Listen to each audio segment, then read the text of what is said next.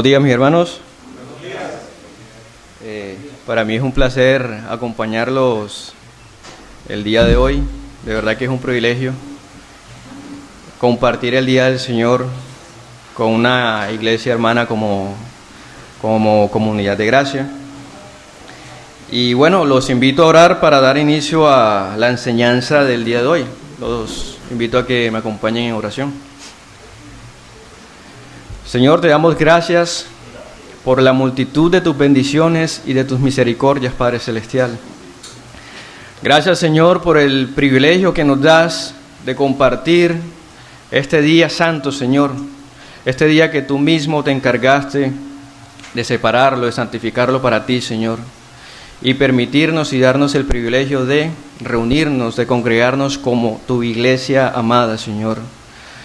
No hay lugar, Señor, más privilegiado que la iglesia tuya, Señor, porque es allí donde tú te glorificas, Padre, y es allí, Señor, donde tu nombre es exaltado, Señor, por tus siervos, Padre Celestial. Te pedimos, Señor, que seas tú guiándonos por medio de tu Santo Espíritu y que nos ayudes a comprender la enseñanza, Señor, que se va a compartir el día de hoy, Padre Celestial. Ten misericordia de nosotros, Señor, que tu santo nombre sea glorificado, Señor, en el día de hoy. En el nombre de Jesús te lo pedimos. Amén. Bueno, mis hermanos, como anunció el hermano, el día de hoy estaremos estudiando el 9º mandamiento, que dice: no hablarás contra tu prójimo falso testimonio. Pero antes vamos a compartirles una breve introducción. Entonces, debido a su naturaleza pecaminosa, el ser humano siempre deseará vivir sin aquellas leyes que le marquen límites que no debe traspasar. El hombre querrá vivir siempre en una anarquía irracional. Pero bueno, en este punto no creo que haya una anarquía racional. Toda anarquía es irracional. Y de esta manera, por medio de su anarquía, no gusta o no desea dar cuentas a nadie por su proceder. El hombre no quiere tener responsabilidades y deberes por cumplir, para no cargar con las consecuencias de sus actos. Vayámonos a Edén, donde empezó la anarquía del ser humano. Dios creó al hombre a su imagen y a su semejanza, con la capacidad de razonar y así tomar decisiones. A Adán Dios le dio mandatos y ordenanzas que debía cumplir, como por ejemplo, ejercer dominio sobre todos los animales, administrar la tierra, ser fecundos y multiplicarse, entre otros mandatos que el Señor le entregó a Adán. Pero también encontramos que el Señor le ordenó comer de todo árbol como forma de alimento, como forma de alimentarse, pero a excepción del árbol del conocimiento del bien y del mal, mandándole que no comiese de este, puesto que la consecuencia de no obedecer a tal mandato era la muerte, como bien lo declara Génesis capítulo 2, versículos 16 y 17. Pero vemos entrar en escena al primer personaje en mentir o en levantar falso testimonio. Y ese primer personaje que registra la Biblia es Satanás. Y a partir de este momento, a partir de aquí, comienza la anarquía del ser humano contra Dios. Como todos sabemos, Satanás tentó a Eva mintiéndole acerca del mandamiento que Dios le había ordenado de no comer del árbol de la ciencia del bien y del mal. Pero Eva, sabiendo cuál era la orden de Dios, decidió creer la mentira de Satanás por encima de obedecer a Dios, dando así inicio a la caída del hombre y su fatal consecuencia, es decir, esa consecuencia fue la muerte. Pero en este punto vemos algo que llama nuestra atención. Dios le ordenó a Adán no comer del árbol de la ciencia y del bien y del mal. Sin embargo, no le prohibió comer del árbol de la vida, que también está en medio de Edén. Entonces, como sabemos, a raíz de la desobediencia del hombre, por no acatar dicha orden de Dios de no comer del árbol de la ciencia y del bien y del mal, creyendo la mentira de Satanás por encima de la verdad de Dios, el camino hacia el árbol de la vida fue restringido por Dios mismo para que el hombre no tenga acceso al árbol, como bien lo registra Génesis capítulo 3, versículos 22 y 24. Entonces, ¿qué enseñanza encontramos hasta este punto? Antes de responder a esta pregunta, tengamos muy presente que el árbol de la vida es tipo de Cristo. Y los invito a que veamos dos textos en la Escritura que nos ayuda a corroborar esto. El primer texto lo encontramos en el Evangelio según Juan, capítulo 6, versículos 51. Juan capítulo 6, versículo 51. Y leo para todos. Yo soy el pan, dice el Señor, yo soy el pan vivo que descendió del cielo. Si alguno comiere de este pan, vivirá para siempre. Y el pan que yo daré es mi carne, el cual yo daré por la vida del mundo. Y el otro texto, que corroboramos lo que decíamos anteriormente, lo encontramos en el libro de Apocalipsis, capítulo 2, versículo 7. Apocalipsis 2, versículo 7. Dice el Señor: el que tiene oído, oiga lo que el Espíritu dice a las iglesias. Al que venciere, le daré a comer del árbol de la vida, el cual está en medio del paraíso de Dios. Como podemos ver, mis hermanos, en ambos textos quien está hablando es nuestro Señor Jesucristo literalmente. Y en ambos textos encontramos una misma conexión, y esa conexión es la vida. Tengamos en cuenta que por lo general cuando se habla de tomar a Cristo, apropiarse de Él por medio de la fe, siempre existe o siempre hay una analogía con una comida o con algo que se ingiere. Esto se hace para poder entender la figura del texto, para poder entender lo que el Señor nos está enseñando en su palabra. Como sabemos, en el capítulo de Juan que acabamos de leer, Él dice: yo soy el pan de vida, quien me come tendrá vida eterna. Y en Apocalipsis dice: yo soy el árbol de la vida, el cual está en medio del paraíso de Dios, lo cual Él nos está dando a entender que quien come del árbol de la vida, que es Cristo mismo, tendrá vida eterna. Entonces, esa figura de comer o de ingerir algo nos está dando a entender de lo que el Señor nos está explicando en el texto, que Él es que aquel que lo recibe por medio de la fe obtiene la vida eterna. Entonces, volviendo al tema de Génesis, el hombre, al no tener acceso por sus propios medios a Cristo, su muerte, la muerte del ser humano, es inevitable. Y a esto se refería el Señor cuando le advirtió a Adán: más del árbol de la ciencia y del bien y del mal no comerás, porque el día que de él comieres, ciertamente morirás. Entonces, mis hermanos, como notamos, Dios nos ha dado mandamientos para colocarnos límites y de esta manera obedecerle, y así evitarnos las consecuencias que nos trae su incumplimiento por parte nuestra. Ahora, las consecuencias de obedecer sus mandamientos, en este caso, en el 9º mandamiento, las consecuencias no son solamente personales. Las consecuencias de desobedecer o de nuestra desobediencia también pueden alcanzar a nuestro prójimo y de esta manera perjudicarle.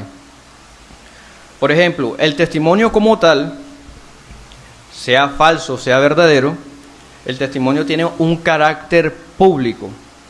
Por ejemplo, en un juicio la persona que es testigo y que da testimonio se compromete a entregar la verdad. Recordemos aquella pregunta que se le hace al testigo antes de responder las preguntas que le hacen. Esa pregunta que le hacen a él es: ¿jura decir la verdad y nada más que la verdad? Esta pregunta se le hace al testigo para dar garantía, o por lo menos esa es la intención, para dar garantía de la fiabilidad de lo que el testigo va a testificar en ese juicio. Entonces, teniendo claro esto que acabamos de decir, nosotros somos responsables de dar garantía de la fiabilidad del testimonio que entregamos respecto a nuestro prójimo, sabiendo que este testimonio podrá afectarlo o podrá beneficiarle. Entonces, mis hermanos, culminada esta breve introducción, vamos a dar inicio a la enseñanza del día de hoy. Y los invito a leer en nuestras Biblias el libro de Éxodo, capítulo 20, versículo 16. Capítulo 20, versículo 16, que dice: no hablarás contra tu prójimo falso testimonio. En la enseñanza de hoy, originalmente eran 2 puntos los que yo iba a tratar, pero mientras iba preparando el mensaje se iba extendiendo, y lo que hice fue, ambos puntos los condensé en un solo punto, que es el único punto que vamos a estar tratando el día de hoy. Y el punto lo titulé de la siguiente manera: el cumplimiento del 9º mandamiento nos salvaguarda de dañar el buen nombre de nuestro prójimo. Entonces, dicho esto, vamos a dar inicio a este punto. Me gustaría comenzar este punto haciendo la siguiente pregunta, y no me la respondan, respóndansela a ustedes mismos. Y la pregunta es: ¿quién es nuestro prójimo? Ahora, antes de respondérselas, tengamos en cuenta el contexto en el que se entregó este mandamiento, el 9º mandamiento, y también tengamos en cuenta el resto de mandamientos. El decálogo de los mandamientos fue entregado a Israel, al pueblo de Israel. Entonces, para el ciudadano de Israel, su prójimo era todo israelita, todo judío, o como decíamos nosotros acá en Colombia, todo paisano, todo compatriota. Entonces, de esta manera, como los judíos y los israelitas solamente consideraban a uno de su nación, a uno judío, como su prójimo, ellos tenían en poco al extranjero, no lo consideraban como su prójimo. Y esto ocurría era porque ellos mismos malinterpretaban la ley, y de esta manera no entendían que la ley de Dios también es espiritual, y de esta manera desconocían la verdadera esencia de la ley de Dios. Sin embargo, mis hermanos, encontramos en el Nuevo Testamento, vemos a nuestro Señor Jesucristo mostrar la verdadera esencia de la ley de Dios. Y en este punto quiero que me acompañen en sus Biblias nuevamente al Evangelio según Lucas, una narración muy conocida por todos.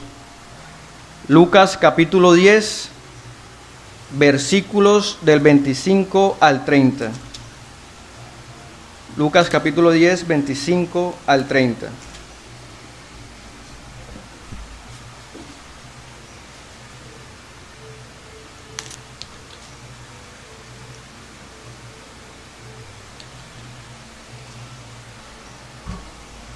Leo para todos.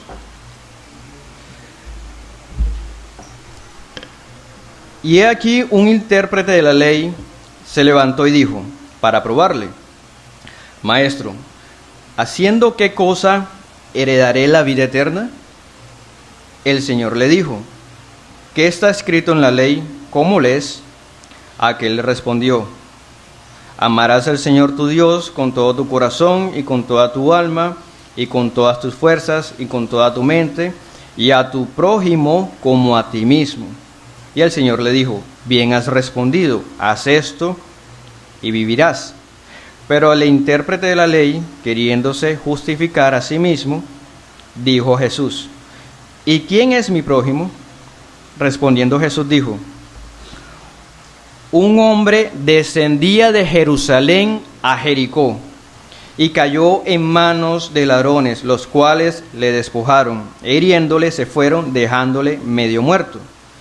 Aconteció que descendiendo un sacerdote por aquel camino, viéndole, pasó de largo. Asimismo un levita, llegando cerca de aquel lugar y viéndole, pasó de largo. Pero un samaritano que iba de camino vino cerca de él y viéndole, fue movido a misericordia. Y acercándose, vendó sus heridas, echándole aceite y vino, poniéndole en su cabalgadura, lo llevó al mesón y cuidó de él. Otro día al partir sacó 2 denarios y los dio al mesonero y le dijo: cuídamele, y todo lo que gastes de más yo te lo pagaré cuando regrese. ¿Quién pues de estos 3 te parece que fue el prójimo de aquel del que cayó en manos de ladrones? El intérprete dijo: el que usó de misericordia con él. Entonces Jesús le dijo: ve y haz tú lo mismo. Amén. Mis hermanos, en el versículo 30 del texto que acabamos de leer, podemos leer y podemos notar lo siguiente, que el Señor dijo: un hombre descendía de Jerusalén a Jericó. Aquí podemos encontrar algo, mi hermano, y es que este hombre probablemente era judío, era israelita, el hombre que cayó en manos de ladrones. ¿Por qué? Primero que todo, porque se encontraba en Jerusalén. Todos sabemos aquí que Jerusalén era el lugar donde los judíos debían ir a adorar si residían fuera de la ciudad, es decir, si residían fuera de Jerusalén. De hecho, encontramos, por ejemplo, en el Antiguo Testamento, que en sus múltiples diásporas, el pueblo judío, el pueblo de Israel, cuando ellos eran llevados cautivos a otras tierras lejanas, lejos de Israel, ellos al momento de adorar o de orar, lo hacían mirando en dirección hacia Jerusalén, cuando se encontraban en aquellas diásporas. Por esta razón, según el texto nos está indicando que el hombre descendía de Jerusalén a Jericó, el texto nos está diciendo pues que el hombre fue a Jerusalén a adorar y se estaba regresando a su ciudad de Jericó. También notamos que el texto habla acerca de un sacerdote y de un levita, es decir, paisanos del hombre que fue golpeado por los ladrones. Pero vemos el texto que quien tuvo misericordia del judío, del hombre que fue atacado por los ladrones, fue un samaritano. Entonces, a diferencia de los judíos, los samaritanos adoraban en el monte de Gerizim. Recordemos las palabras de la mujer samaritana cuando tuvo la conversación con el Señor. Ella le dijo: nuestros padres adoraron en este monte, es decir, en el monte Gerizim. Y vosotros, es decir, ustedes los judíos, le dice ella a Jesús, dicen que en Jerusalén es el lugar donde se debe adorar. Ahora se estarán preguntando por qué menciono todo esto. Y lo hago es, primero que todo, para hacer énfasis en los personajes de la parábola. El primero de ellos, o los personajes principales. El primer personaje principal es el hombre judío, el que los ladrones dejaron medio muerto en el camino. Y el segundo personaje principal es el buen samaritano. Entonces, teniendo esto ya tan clara, recordemos que los judíos y los samaritanos eran enemigos acérrimos. De pronto no vamos a tocar la historia de por qué fueron enemigos, de dónde salen los samaritanos, porque no nos daría el tiempo.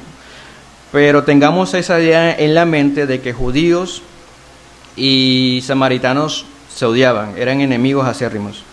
Entonces, la idea principal que nos comunica el Señor con esta parábola del buen samaritano es que no solamente es aquel prójimo, aquel que es perteneciente a una misma comunidad, a una misma iglesia, a un mismo país, etc., como también creían o malentendían los judíos.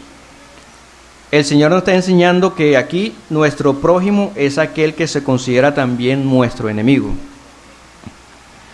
Pero mis hermanos, tengamos en cuenta lo siguiente, y es que esto no era algo nuevo del Señor, o era algo nuevo que el Señor se estaba inventando. Esto ya se encontraba en la Escritura. Y los invito a que leamos, para que corroboremos esto, el libro de Éxodo, capítulo 23, versículos 4 y 5. Éxodo 23, 4 y 5. Leo para ustedes.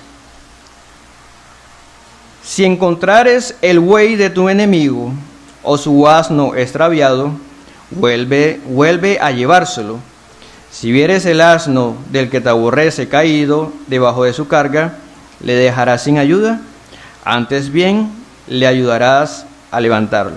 Aquí estamos viendo una orden de parte del Señor, cómo tiene que ser la actitud de nosotros, bueno, en este caso, de los judíos, respecto a su enemigo.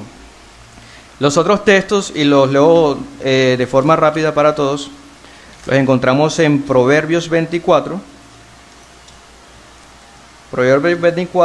versículo 17, que dice: Cuando cayere tu enemigo, no te regocijes, y cuando tropezare, no se alegre tu corazón.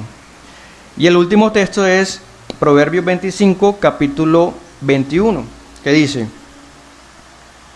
Si el que te aborrece tuviere hambre, dale de comer pan, y si tuviere sed, dale de beber agua, porque ascuas amontonarás sobre su cabeza. Entonces, mis hermanos, como les decía anteriormente, esta parábola del buen samaritano no fue algo o una enseñanza nueva que el Señor estaba dando respecto a quién era el prójimo. Ya eso se encontraba en el Antiguo Testamento, sino que para los judíos, ellos malinterpretaban la ley para su propio beneficio. Entonces, teniendo claro quién es nuestro prójimo, procedamos a mirar cómo el noveno mandamiento protege la reputación y el buen nombre de nuestro prójimo. Entonces, el noveno mandamiento trata literalmente de un testigo falso, una persona que miente, una persona que se presenta a dar testimonio contra su prójimo delante de un juez o delante de un juzgado. Pero el noveno mandamiento no solo es aplicable dentro del contexto judicial. El noveno mandamiento también trata de situaciones cuando el buen nombre y la reputación del prójimo es atacado o son atacados. Mis hermanos, no hay nada peor que tener una mala reputación en medio de la sociedad. La mala reputación en una persona genera rechazo de los demás. De esta manera, cerrándole muchas puertas, donde esta persona llegue a tocar, donde esta persona llegue a buscar ayuda. Pero su mala reputación siempre provocará rechazo hacia esa persona. El falso testimonio y la mentira tienen un solo propósito, y ese propósito es dañar la imagen de nuestro prójimo. Ahora, sabemos que el noveno mandamiento no dice literalmente no mientas, pero no podemos separar el noveno mandamiento de lo que la Biblia afirma respecto a lo que se refiere a la mentira. Por ejemplo, en el libro de profeta Oseas 4:2 se mencionan 5 pecados que están relacionados con el decálogo de los mandamientos de Dios. No sé si alguien me ayuda leyendo el texto de Oseas 4, versículo 2. Dice así la palabra del Señor: perjurar, mentir, matar, hurtar y adulterar prevalecen prevalecen y homicidio tras homicidio se sucede. Amén. Bueno, ahí acabamos de ver 5 pecados que menciona Oseas y están relacionados con el decálogo de los mandamientos, que es jurar, mentir, matar, robar y cometer adulterio. Entonces, el 9º mandamiento también es aplicable cuando de mentir se trata. Eso lo estaremos viendo a lo largo de la enseñanza del día de hoy.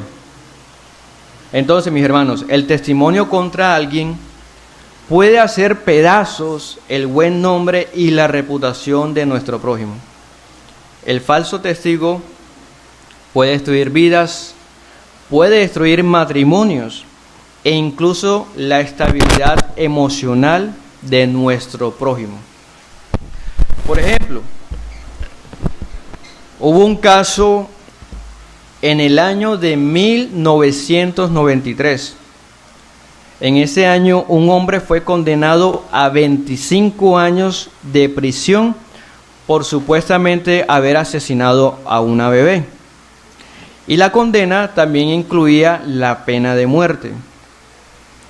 Tras una batalla legal, la Corte Suprema de California, porque eso sucedió en los Estados Unidos, apenas el año pasado, en 2018, declaró que las pruebas, incluido el informe de autopsia del forense,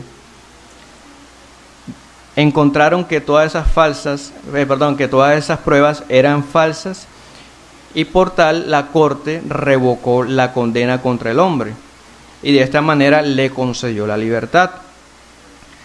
Pero mis hermanos, podemos notar cuánto daño le hicieron a este hombre los falsos testigos que testificaron contra él. ¿Por qué? Porque este hombre puede que haya vuelto a la libertad, puede que haya recuperado la libertad, pero su reputación y su buen nombre fueron hechos pedazos durante 25 años. Y recuperarse de eso no es tarea fácil, creo que va más allá de ayuda psicológica o de cualquier tipo de ayuda que le puedan ofrecer a ese hombre. Porque 25 años, recuperar esos años donde ese hombre estuvo bajo prisión por una condena tan grave, no es fácil de que ese hombre recupere su reputación dentro de la sociedad, porque siempre va a haber la persona que va a dudar de la sentencia de la corte.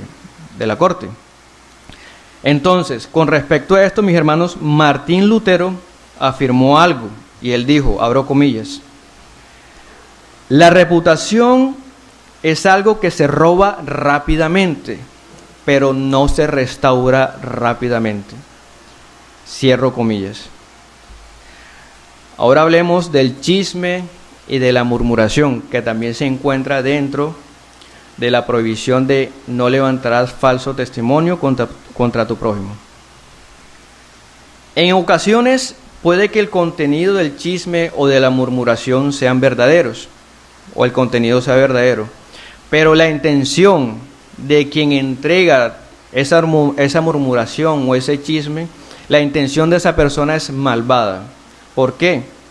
Porque en el contexto de que se usa el chisme, a pesar de que el contenido sea verdadero, ese chisme se está utilizando para la difamación del prójimo. Entonces, tal difamación se convierte en falsedad, lo que nos da el incumplimiento del 9º mandamiento: no levantarás falso testimonio contra tu prójimo. Por ejemplo, ahora dentro de un contexto cristiano, puede que alguien dentro de la iglesia se levante y murmure contra un hermano en Cristo, regando un chisme y diciendo, por ejemplo, imagínate que vi al hermano fulano de tal haciendo tal cosa gravísima. Y eso que ese hermano es un líder dentro de la iglesia. Pero tengamos en cuenta que él es un buen hombre a pesar de la falta grave que cometió.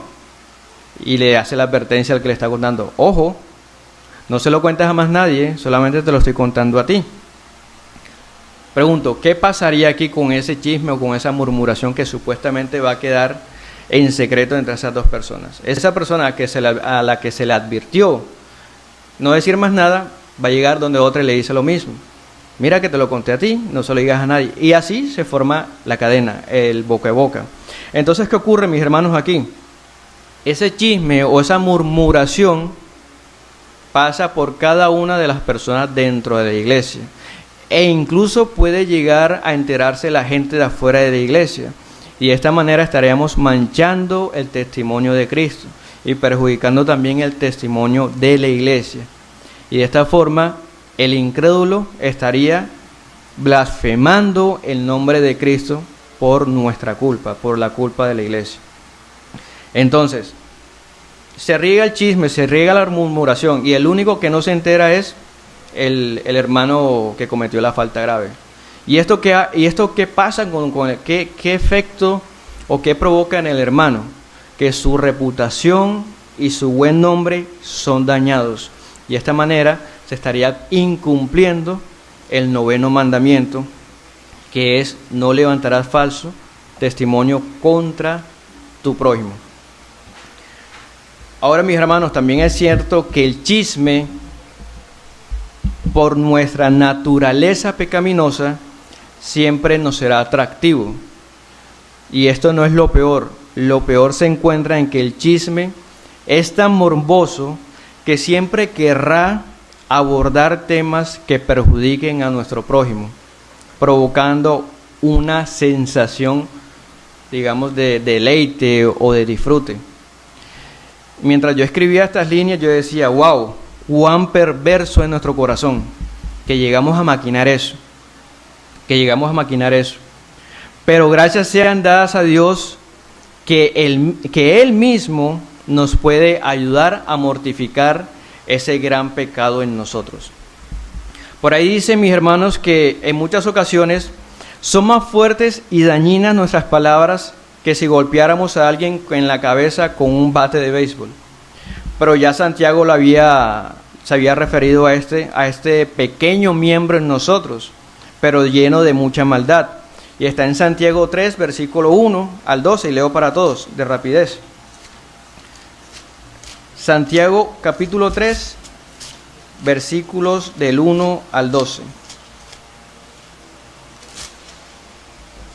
Dice: hermanos míos, no hagáis maestros muchos de vosotros, sabiendo que recibiremos mayor condenación, porque todos ofendemos muchas veces. Si alguno no ofendiera en palabra, este es varón perfecto, capaz de también refrenar todo el cuerpo. He aquí nosotros ponemos freno en la boca de los caballos para que nos obedecen, y dirigimos así todo su cuerpo.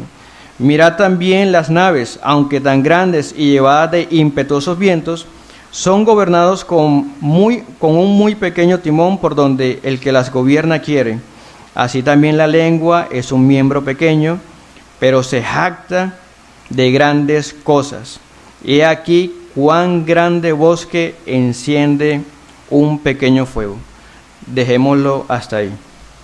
Hay otros textos también que abordan el chisme, no lo vamos a estar leyendo, pero por ejemplo, los que están tomando nota, Proverbios 10, versículo 19, Salmos capítulo 101, versículo 5, Proverbios 6, capítulo 16, y Tito capítulo 3, versículo 2. Y por último de estos textos, mis hermanos, este sí los leo para todos, es un texto que nos exhorta a siempre hablar palabras edificantes. Y se encuentra en Efesios capítulo 4, versículo 29. Efesios 4, versículo 29.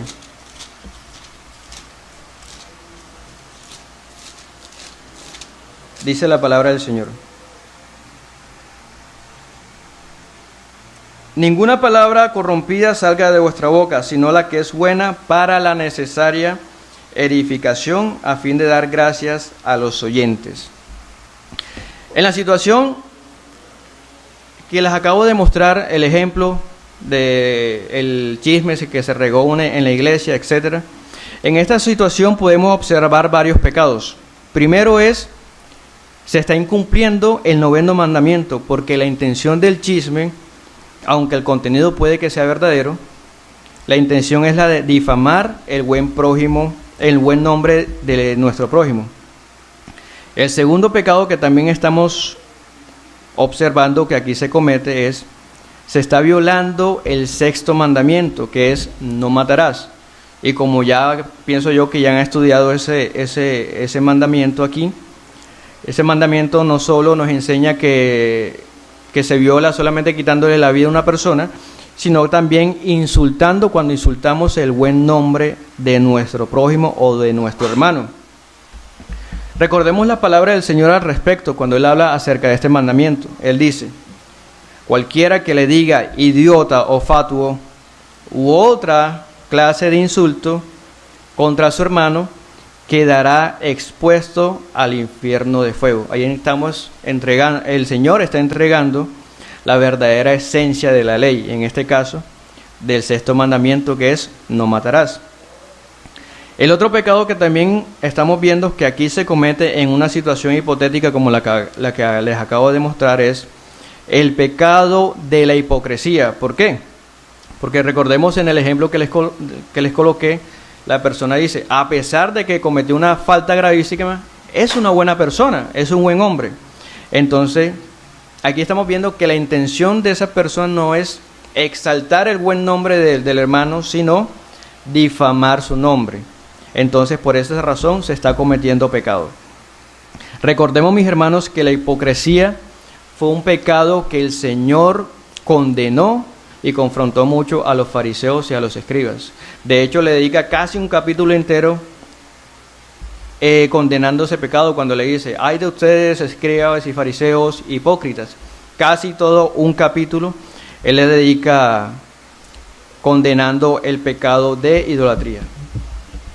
Y el último pecado, mis hermanos, que yo puedo ver, tal vez puedan haber otros, pero esos fueron los que alcancé a ver, y es la manera incorrecta de proceder en una situación como esa. Lo correcto en esta situación es acercarse al hermano que está cometiendo la falta grave y exhortarlo con mansedumbre, como la Biblia nos los enseña en Gálatas capítulo 6, versículo 1, y leo para todos. Hermanos, si alguno fuere sorprendido en alguna falta, vosotros que sois espirituales, restauradle con espíritu de mansedumbre, considerándote a ti mismo, no sea que tú también seas tentado. Mis hermanos, este es el modo correcto en que se debe actuar en una situación como esta.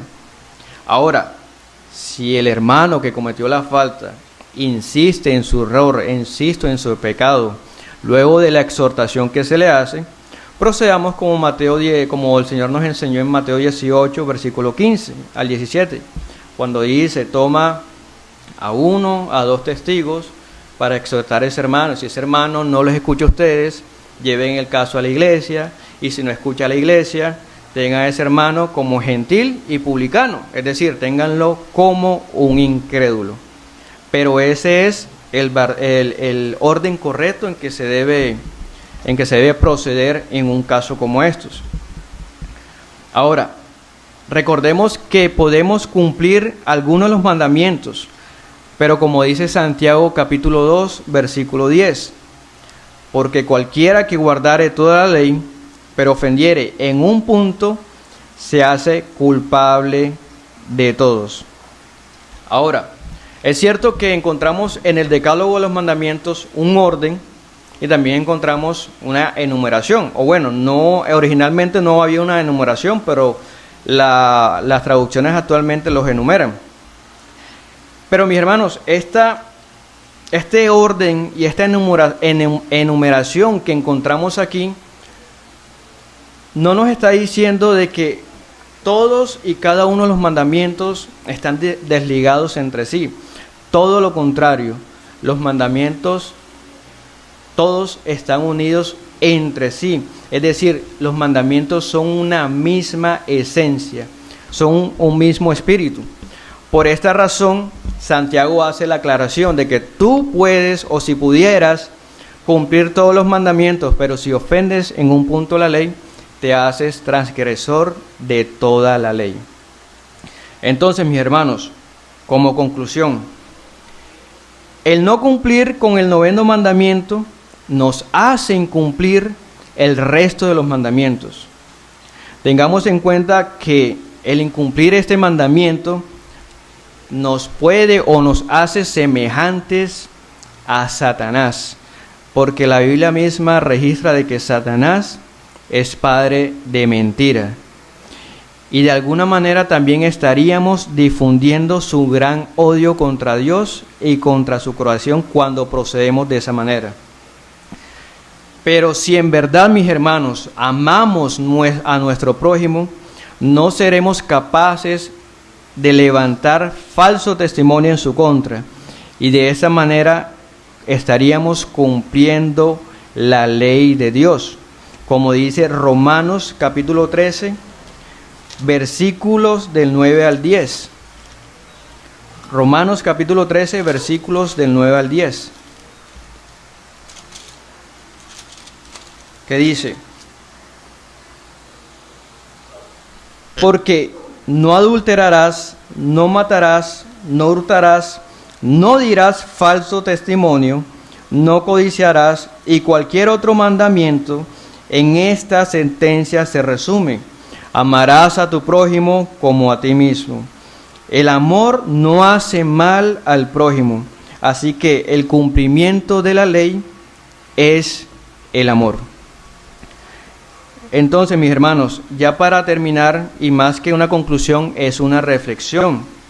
Y voy a leer para todos Mateo 26, capítulo 59, versículos 61. Dice la palabra del Señor: y los principales sacerdotes y los ancianos y todo el concilio buscaban falso testimonio contra Jesús para entregarle a la muerte, y no lo hallaron, aunque muchos testigos falsos se presentaban. Pero al fin vinieron 2 testigos falsos que dijeron: este dijo, puedo derribar el templo de Dios y en 3 días reedificarlos.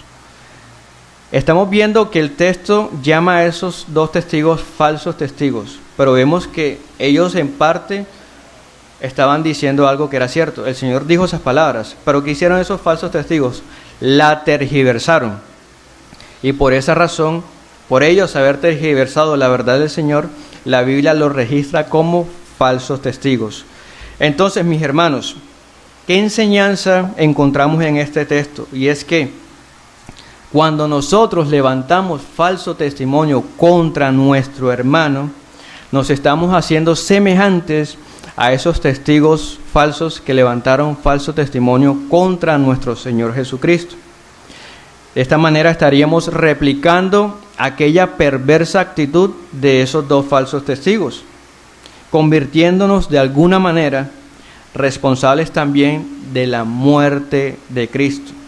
Y por ende, esos testigos, según Deuteronomio 19, 16 al 19, por ser falsos testigos, también tenían que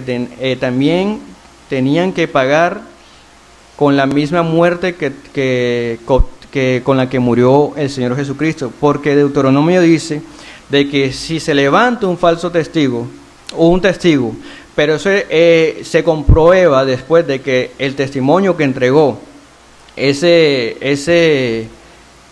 testigo, si se comprueba que todo lo que dijo fue falso, esa persona también tiene que ser condenada según la condena que sufrió la persona de la que fue acusada.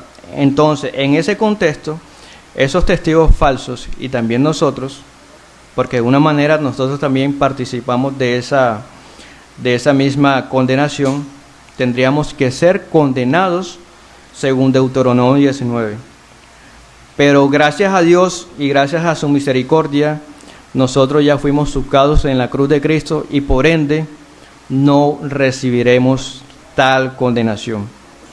Entonces, aquí la importancia del 9º mandamiento. El primero es cuidar el buen nombre de nuestro prójimo. Segundo, no ser semejantes a Satanás. Y tercero, no participar de la misma acusación falsa en contra de Cristo.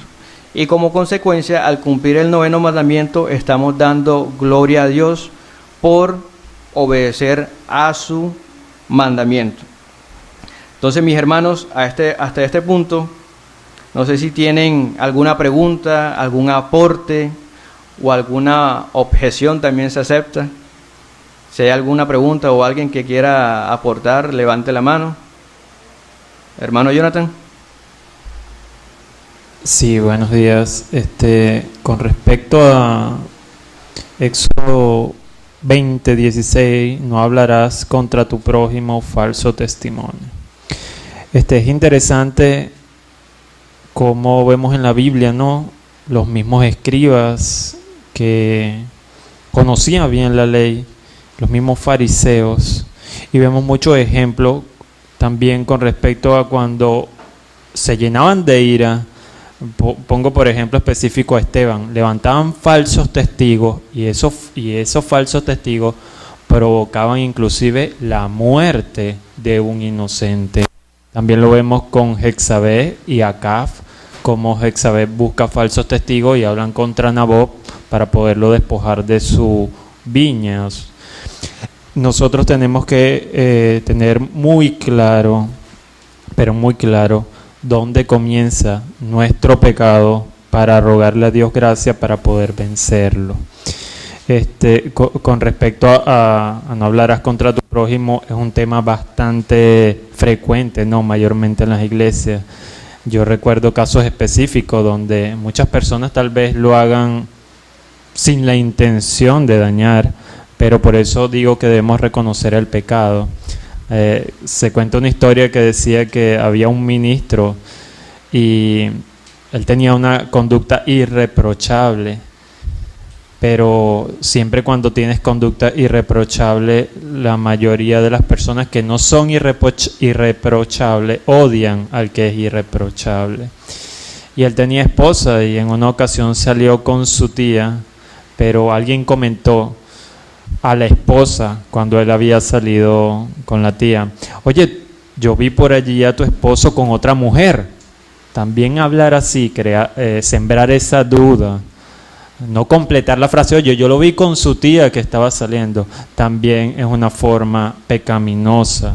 Y yo creo que nosotros muchas veces, cuando vamos a exponer nuestra necesidad al anciano o al pastor, lo hacemos a solas. Nunca decimos en público: tengo tal necesidad, y lo escuchan todos los hermanos. Pero ¿por qué cuando vamos a decir algo contra algún hermano, si lo hacemos públicamente? No tenemos ese mismo cuidado de hablarlo íntimamente para, como tú lo decías en el sermón, resguardar también la integridad del hermano y lo que dice Dios acerca de hablar falso testimonio, o que uno pueda caer en eso. Creo que Santiago es muy específico, ¿no? Que dice que de una fuente no pueden brotar dos tipos de agua, una dulce y otra amarga. No podemos bendecir a Dios por un lado, a nuestro prójimo, y por el otro maldecir. Sí, maldecir a cualquier persona. Ese es lo que tenía que decir como aporte. Exacto, es como yo decía en la enseñanza, es que por nuestra naturaleza pecaminosa el chisme siempre será deleitoso para nosotros, será un disfrute. Por esa razón debemos pedirle al Señor que nos ayude a mortificar esa clase de pecados. Entonces, no sé si alguien tiene más aportes, alguna pregunta. Nadie más. Ok, vamos, acompáñenme en oración para cerrar la enseñanza. Señor, te damos gracias por tu misericordia, Padre Celestial. Gracias, Señor, porque tú eres bueno, Padre, y para siempre será tu misericordia para con nosotros, Señor. Te pedimos, Señor, que nos ayudes, como tú nos los demandas, Señor, como nos ordenas, amar a nuestro prójimo, Señor. Ayúdanos, Señor, a siempre hablar lo bueno, hablar lo correcto, al hablar lo que edifica, Señor, para con nuestro prójimo, Señor. Ayúdanos, Señor, a ser sabios, Señor, al momento de querer confrontar el pecado o la falta de nuestro hermano, Señor. Que lo hagamos, Señor, de una manera prudente y de una manera como tú nos los has ordenado, Padre. para de esta manera no incumplir con tu mandamiento, Señor, y no desechar y no ofender el buen nombre de nuestro prójimo, Señor. Guárdanos, Señor, de manchar, Señor, o más bien de no cumplir con tus mandatos, Señor, y de esta manera ofender tu santo nombre, Padre. Ayúdanos, Señor, y ten misericordia de nosotros, Padre. En el nombre de Jesucristo nuestro Señor te lo pedimos.